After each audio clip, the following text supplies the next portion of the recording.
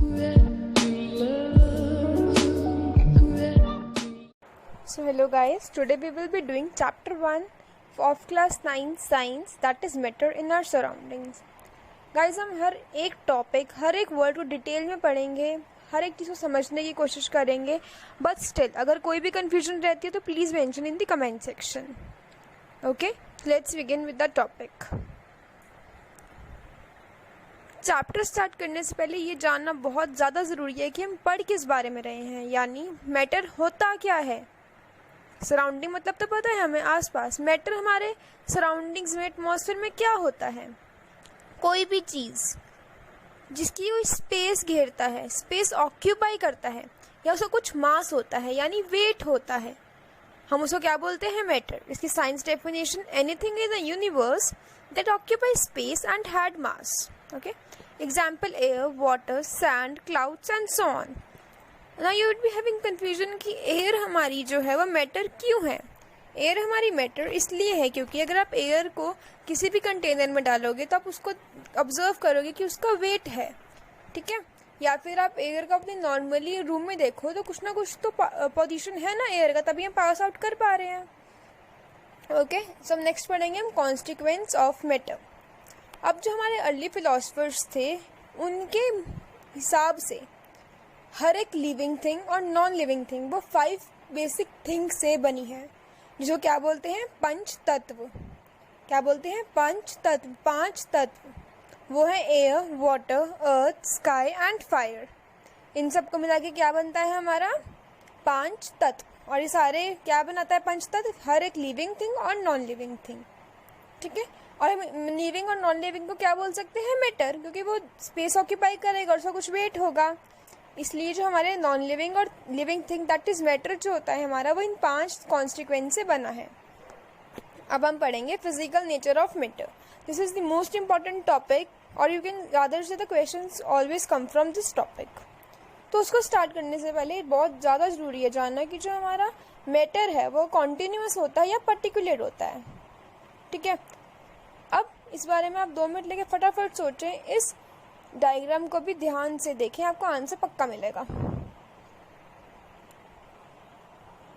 Okay, तो उससे पहले की एग्जांपल देखते हैं. अगर आप एक रेड कलर की ड्रॉप पानी में गलती से डल जाए तो क्या होता है, पूरा का पूरा पानी उस रेड कलर में चेंज हो जाएगा. अगर इसको छोड़ो, अगर आप होली के कलर्स को पानी में डालते तो पूरा का पूरा कलर क्या होता है, वैसा ही हो जाता है. पानी का कलर वैसा ही उसी कलर का हो जाता है जो कलर आप उसमें डालते हो, ठीक है.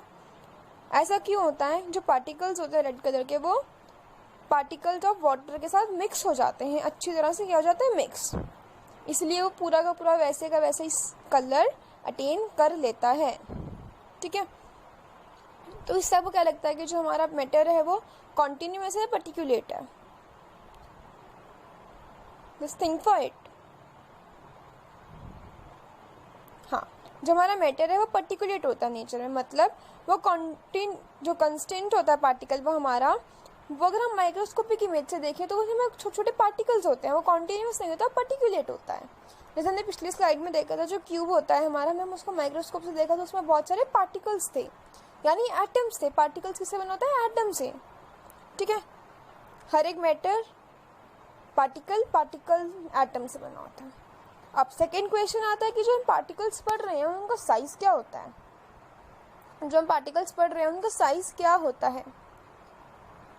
अगर हम एक फिगर आएगी अभी, हम उसको ध्यान से देखना और उसमें डाइल्यूशन देखना कि डाइल्यूशन कैसे होती है कलरफुल सॉल्यूशन की. या फिर अपना वही होली वाला केस रिमेंबर करो. आप उसको क्या करते हैं, बहुत ज़्यादा कलर को आप एक बहुत ज़्यादा पानी में कर लेते हो और उसको से डिफरेंट बकेट्स में थोड़ा थोड़ा लेके नेक्स्ट बकेट्स में ट्रांसफ़र करते रहते हो. तो क्या होता है, हमारा कलर जो होता है वो डिसअपियर नहीं होता, वो हमें स्टिल विजिबल होता है, हाँ, बट वो लाइट होता रहता है, ठीक है. तो इससे आपको कुछ आइडिया हुआ साइज ऑफ पार्टिकल्स के बारे में.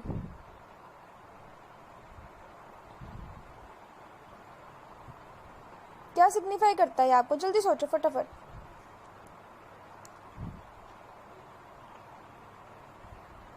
या एब्सोल्युटली, जो हमारे पार्टिकल्स होते हैं वो मिलियंस ऑफ एटम, जो मैटर होता है वो बहुत सारे मिलियंस ऑफ पार्टिकल से बना होता है, जो कि कलर में होता है. उसको वो अपने आप को जस्ट डिवाइड करता है डाइल्यूशन के टाइम पर, वो डिवाइड करता है डाइल्यूशन के टाइम पर मिलियंस ऑफ पार्टिकल से बना होता है। Okay, now let us look at the conclusion for it. जो हमारा size of particles of matter होता है वो बहुत ज़्यादा स्मॉल होता है कि आप उसको नेकेड आई से देख ही नहीं सकते। आपको हमेशा माइक्रोस्कोप से या फिर किसी और इंस्ट्रूमेंट की ज़रूरत पड़ेगी आप उसको देखने के लिए, आप उसको नेकेड आई से नहीं देख सकते हो। तो इसका मतलब बहुत ज़्यादा स्कोप होता है, माइक्रोस्कोपिक साइज होता है उसका। ठीक है, अब हम नेक्स्ट क्वेश्चन पर मूव ऑन करते हैं, जो कि है आपने अभी तक मैटर पढ़ा, मैटर क्या होता है, साइज क्या होता है, आपने 3 चीज़ें पढ़ी हैं। ठीक है, उसके बिहाफ पर आप एक आंसर दीजिए कि अभी नीचे एग्जांपल्स आएंगे, इसमें से कौन कौन से मैटर होते हैं। Happiness, air, sandwich, thoughts, juice and eraser. आप मैटर की डेफिनेशन को माइंड में रखिए। मैटर क्या होता है, यूनिवर्स में जो भी चीज़ स्पेस ऑक्यूपाई करती है और उसका वेट होता है, उसके भी यहाँ पर आप देखिए कि इसमें से क्या क्या मैटर है।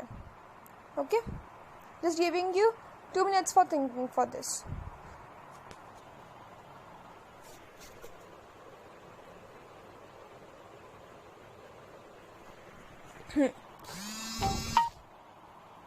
तो आंसर क्या मिला हमें, एयर, सैंडविच, जूस और इरेजर क्या होते हैं, हमारे मैटर होते हैं, क्योंकि इनका कुछ वेट होता है और स्पेस भी ऑक्यूपाई करते हैं। एयर वैसे मैंने पहले बताया कि स्पेस ऑक्यूपाई करती है और वेट होता है। सैंडविच आप देखते हो अगर आप टेबल पर रखे या कहीं भी रखे तो उसका जो जगह घेरता है और वेट भी होता है कुछ, सेम एज जो हमारा होता है जूस और इरेजर के केस में होता है। ओके, तो इसलिए हमारे क्या है ये मैटर। आपको कुछ भी ऐसा क्वेश्चन आए तो आपको ये डेफिनेशन माइंड में रखनी है। ओके, अब हम देखेंगे जो हमारा हैप्पीनेस और थॉट बचा है वो हमारा मैटर क्यों नहीं होता। क्या आपकी जो खुशी होती है वो कोई जगह घेरती है सराउंडिंग में, यूनिवर्स में? नहीं। उसका कुछ वेट होता है? नहीं। तो दोनों की दोनों कंडीशंस क्या है, फॉल्स। तो इसलिए क्या हो गया हमारा ये मैटर नहीं है। और थॉट भी सेम यही है कि वे मैटर नहीं है, क्योंकि ना वो जगह घेरती है और उसका कुछ, आप कुछ सोचते हो क्या उसका कुछ वेट लगता है यूनिवर्स में? नहीं ना, तो वो मैटर नहीं है। सिंपल। अगर इन दोनों कंडीशंस में से कुछ भी फॉल हो जाए तो वो हमारा मैटर नहीं होगा। ठीक है, बट अगर कुछ जगह घेरा है तो उसका वेट होगा, अगर वेट है तो वो जगह घेरेगा। अब हम पढ़ेंगे characteristics of particles of matter की। ओके, सबसे पहला हमारे पास आता है जो पार्टिकल्स ऑफ मैटर होते हैं उनमें स्पेस होता है, उनके इन बिटवीन क्या होता है, स्पेस होता है। ठीक है, सेकंड क्या होता है, वो मूविंग होते हैं, हर एक टाइम पे वो मूव कर रहे होते हैं। पार्टिकल्स ऑफ मैटर मतलब मैटर के जो पार्टिकल्स होते हैं उनमें स्पेस होता है। सेकंड थिंग, वो हमेशा के हमेशा मूव कर रहे होते हैं। थर्ड होता है जो हमारा मैटर के अंदर पार्टिकल्स होते हैं वो एक दूसरे को अट्रैक्ट करते हैं। क्या करते हैं, एक दूसरे को वो अट्रैक्ट करते हैं। ये 3 चीज़ें आगे हम डिटेल में पढ़ेंगे, उससे पहले आप जब फटाफट इनमें गो थ्रू कर लो।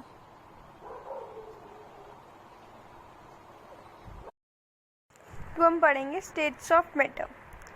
जो हमारा स्टेट ऑफ मैटर होता है वो 3 पार्ट्स में डिवाइडेड होता है और उनमें फोर्स ऑफ अट्रैक्शन हमारे को दिखने को मिलती है। सबसे पहला होता है हमारा सॉलिड स्टेट, सेकंड होता है liquid state and the third और लास्ट होता है हमारा गैसियस स्टेट। इन तीनों की प्रॉपर्टीज़ हम आगे डिटेल में डिस्कस करेंगे। ठीक है, अब solid state, liquid state and gaseous state, ये तीनों आपको पता ही होगा। सॉलिड होता है हमारी जो आइस क्यूब होती है, लिक्विड होती है हमारा जो पानी होता है, और गैस होती है जो हमारे वेपर्स कंडेंस होते हैं।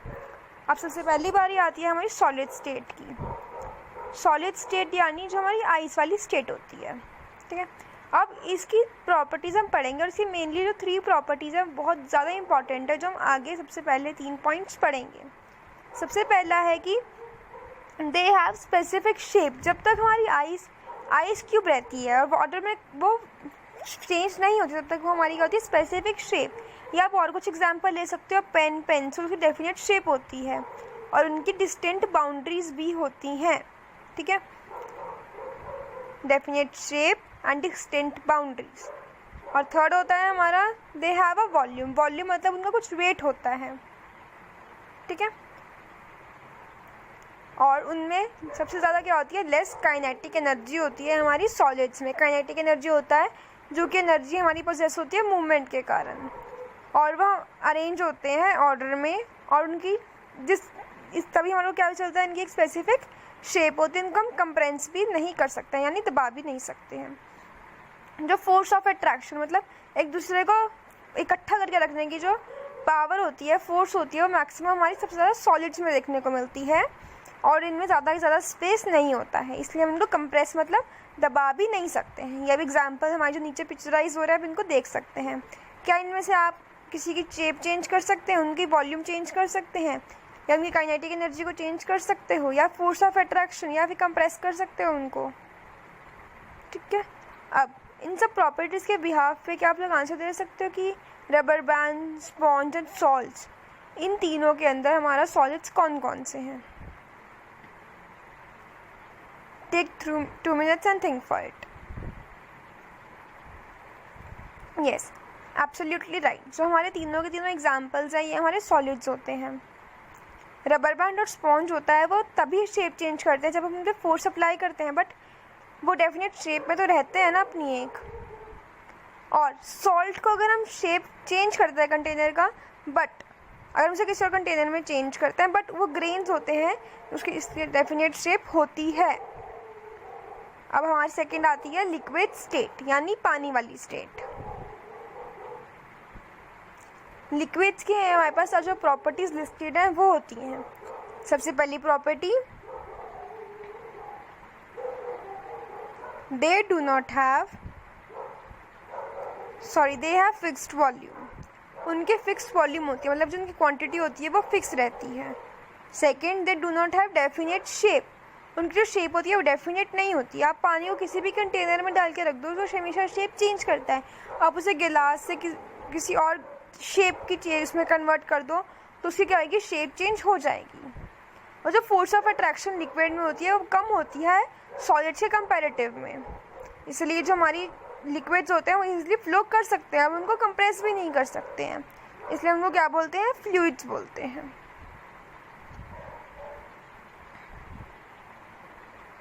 ओके, अब ये 4 points take a quick revision for it.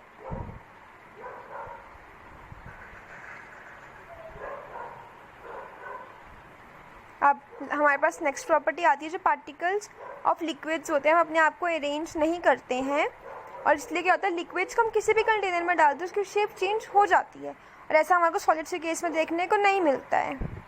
और काइनेटिक एनर्जी लिक्विड्स में कम होती है लेकिन होती है, इसलिए अपने आप को मूविंग रखते हैं। जैसे कि अगर हमें ये पिक्चर देखें, इसमें क्या किया, हमने वाटर को सेम वॉल्यूम लिया बट डिफरेंट कंटेनर्स में डाला, उनकी शेप चेंज हुई बट उनकी वॉल्यूम क्या रही, फिक्स रही। इससे हमको चारों की चारों प्रॉपर्टीज़ आराम से क्लियर होती हैं। अब जो हमारा कोई भी मैटर है वो डिफ्यूज़ होता है लिक्विड्स में, यानी सॉलिड लिक्विड में डिफ्यूज़ होता है, एज सेम लिक्विड में और गैस लिक्विड में। यस, जो हमारा मैटर्स होते हैं वो डिफ्यूज़ लिक्विड में कर जाते हैं, ठीक है, क्योंकि जो हमारा लिक्विड होता है उसमें स्पेस होता है, और वो दूसरे जो पार्टिकल्स होते हैं, दूसरे मैटर के पार्टिकल्स होते हैं, वो उसके अंदर अपने अंदर स्लिप कर सकता है, ठीक है। सबसे पहला अगर मैं एग्जांपल लूँ सॉलिड इनटू लिक्विड का, तो हमारा सबसे पहला था सॉलिड इनटू लिक्विड। एग्जाम्पल अगर हम देखें तो अगर हम चीनी को चाय में मिक्स करें तो आराम से डिल्यूट मतलब डिफ्यूज़ हो जाती है, डिफ्यूज़ मतलब मिक्स हो जाती है, तो इससे क्या पता चलता है हमारा सॉलिड डिफ्यूज़ इनटू लिक्विड्स। अब सेकंड आता है हमारा diffusion of liquid into liquid. अगर हम इंक को पानी में डिसॉल्व करें, इंक है हमारी लिक्विड, और उसको हम लिक्विड यानी वाटर में डिसॉल्व करें तो आराम से डिसॉल्व हो जाती है। और थर्ड और लास्ट हमारा आता है diffusion of gases into liquid, यानी अगर मैं कार्बन डाइऑक्साइड को वाटर में डिफ्यूज़ करना चाहूँ तो आराम से हो जाता है। और ऐसा हम सेम किसके केस में देखते हैं, कार्बोनेटेड ड्रिंक्स यानी कोल्ड ड्रिंक्स में जो हमारी गैसेज होती हैं वो डिफ्यूज़ रहती हैं।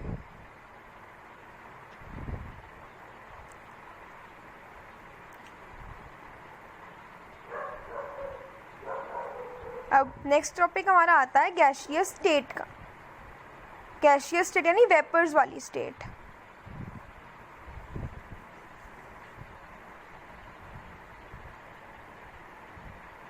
अब गैसेस की हमारी प्रॉपर्टीज़ क्या क्या होती है, एक तो उनकी फिक्स वॉल्यूम नहीं होती और ना ही फिक्स शेप होती है, ना ही फिक्स वॉल्यूम ना ही फिक्स शेप। अगर हम गैस वाली कार्बन डाइऑक्साइड होती है उसको आप कहीं पे भी डाल दो ना, वो उसकी वॉल्यूम अटेन कर लेगी और अपने को पूरे उसी कंटेनर में फैला देगी, यानी सब उसके हमारे पास फिक्स वॉल्यूम है, ना ही फिक्स शेप है। वेयर एज गैसेस और सॉलिड्स हमने पढ़ा, सॉलिड्स में सॉलिड्स के अंदर फिक्स्ड वॉल्यूम और फिक्स शेप होती है, और लिक्विड्स में फिक्स्ड वॉल्यूम होती है और फिक्स शेप नहीं होती, और गैसियस में दोनों के दोनों फॉल्स होते हैं। अब थर्ड प्रॉपर्टी हमारी आती है कि जो हमारे गैस होते हैं उनमें फोर्स ऑफ अट्रैक्शन नहीं होता, इसीलिए बहुत ज़्यादा फैल जाते हैं। इनमें फोर्स ऑफ अट्रैक्शन होता है तो वो क्यों फैलते, और फोर्स ऑफ अट्रैक्शन नहीं है इसलिए वो किसी भी डायरेक्शन में मूव ऑन कर जाते हैं।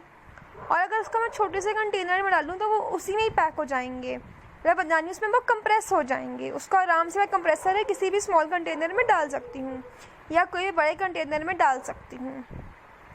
आप जितना कंप्रेस करना चाहें वो उतना ज़्यादा कंप्रेस हो सकते हैं, और उसके अंदर बहुत ज़्यादा स्पेस होता है, तो इसमें क्या होता है, गैसेस एक के अंदर ज़्यादा डिफ्यूज़ हो जाते हैं। इसलिए हम एटमॉस्फेयर में क्या देखते हैं कि जो हमारी जितनी भी एटमॉस्फेरिक गैसेस हैं वो उसके अंदर क्या होती है, डिसॉल्व होती है, हमें कोई अलग अलग नहीं मिलती। अब हमारा नेक्स्ट आता है जो काइनेटिक एनर्जी होती है, वो गैसेस में बहुत ज़्यादा मैक्सिमम होती है, इसीलिए वो हाई स्पीड पर मूव ऑन करते हैं और उसके अंदर कोई फिक्स शेप नहीं होती, जैसे हमने पहले सेकंड पॉइंट पढ़ा था। अब ये पांचों के पांचों पॉइंट आप ध्यान से समझें। अब नेक्स्ट हम पढ़ेंगे गैसेस, सॉलिड्स और लिक्विड्स में डिफरेंस, जो कि हमने अभी तक पढ़ा वो रिकैप्सुलेट करेंगे।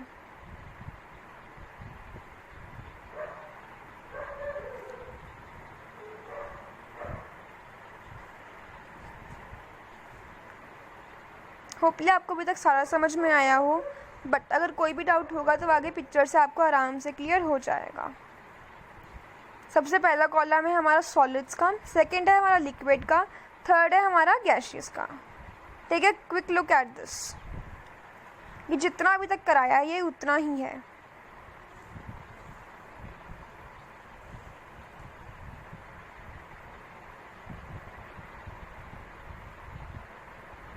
अब सेम ये सेकंड पिक्चर में भी फर्स्ट हमारा है सॉलिड का, सेकंड है लिक्विड का, और थर्ड एंड दी लास्ट है गैसेस का।